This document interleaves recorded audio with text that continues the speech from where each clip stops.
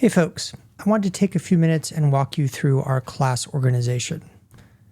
This talk will be organized into a number of parts.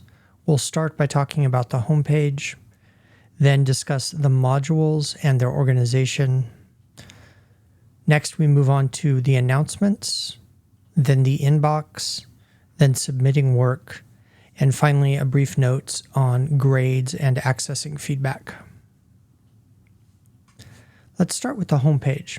This is the page you will see when you log into Canvas for the first time and probably for the times after that. This page includes navigations, which you can also find here on the sidebar, as well as information for contacting me, notes about a peer-to-peer discussion board, and what to do if you require accommodation. You will also find a list of to-do items that are based off of assignments and web pages that I have assigned due dates for.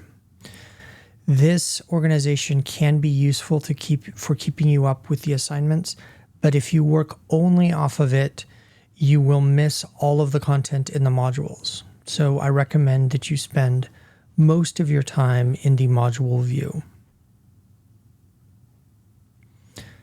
Let's talk about modules. Our class is organized primarily through the module feature in Canvas.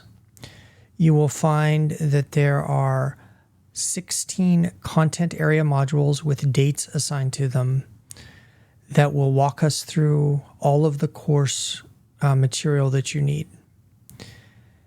If you compare the number of items here to the number of items on the to-do list on the homepage, you'll find that the modules contain many more.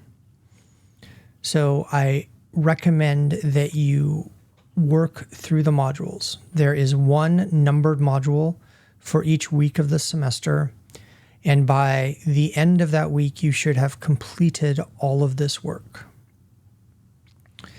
You can expand or collapse modules by clicking on the arrow next to them.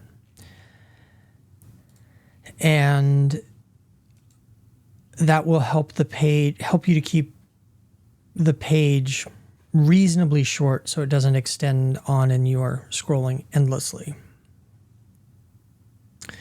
Let's look at how modules are organized.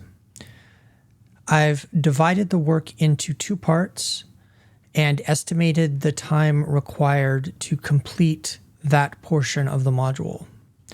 I've chosen to divide modules up into work that is due on Tuesdays and Fridays. That way you can spend a day or two on each portion of the module and still have some or all of your weekends off, as well as a break in the middle of the week. These estimates are just that. It may take you more time. If it's taking you significantly less, you may need to spend some more time developing your work.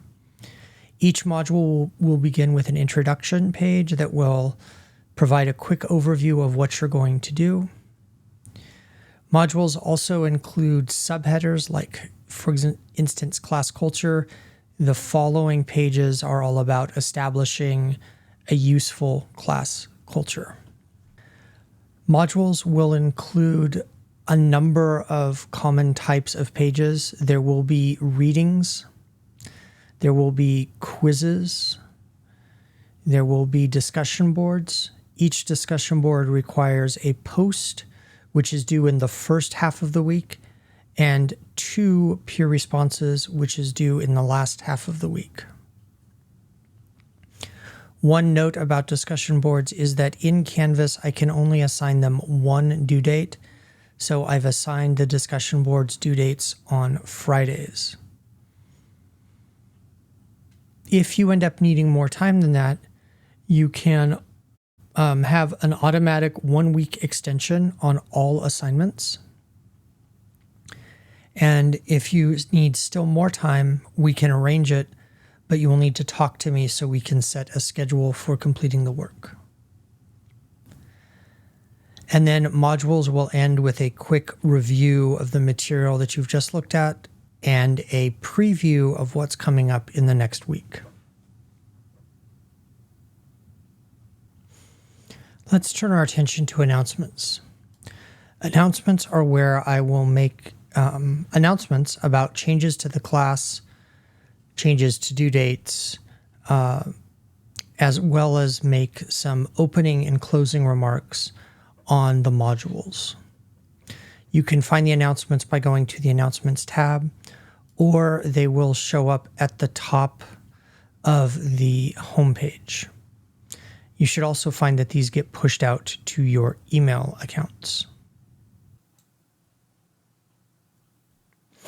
Speaking of emails, let's take a quick look at the inbox. Here you will find any email that I have sent for you, and you can contact me. To contact me, you would click on the Compose a New Message icon. You would select our course.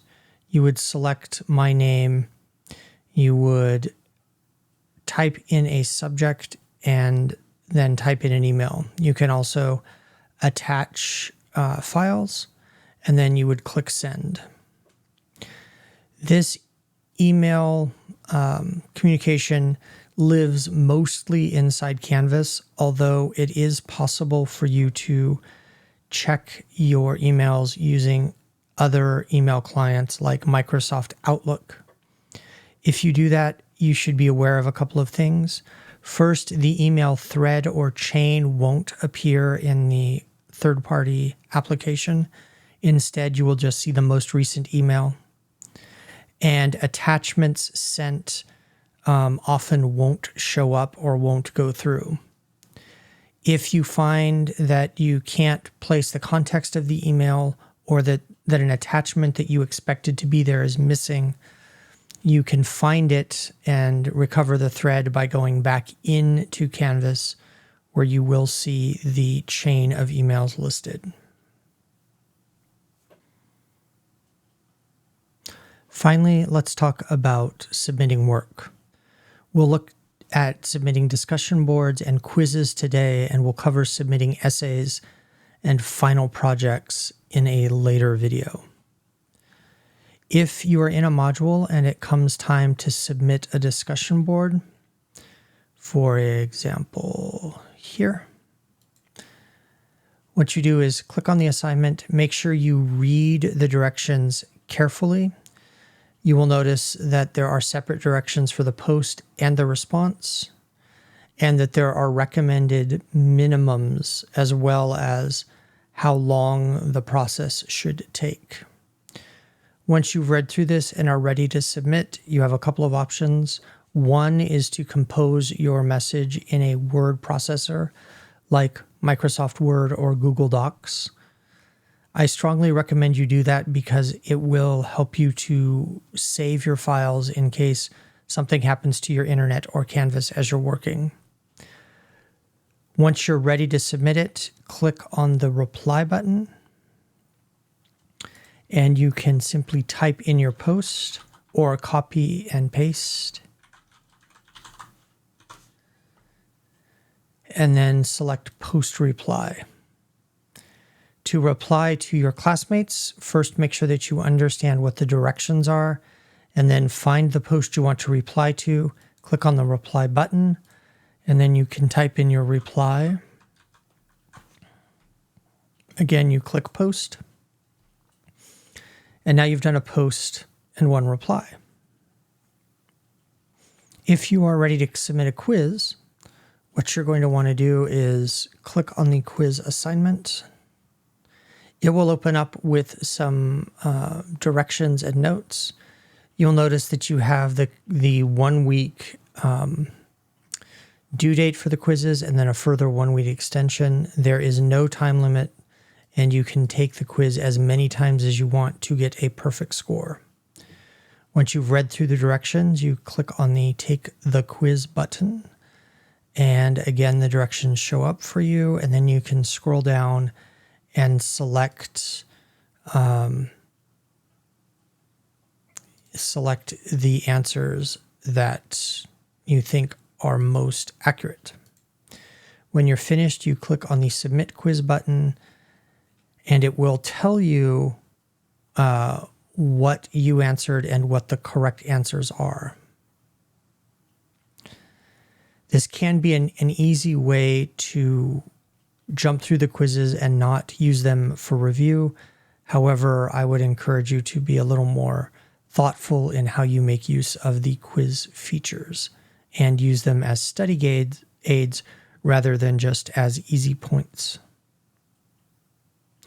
The last thing we want to talk about is grades. Grades in Canvas, in our Canvas, will work a little differently than what you're used to, and I'm going to cover that in a separate video. Please let me know if you have any questions or concerns. I look forward to hearing from all of you. Have a great day. Cheers.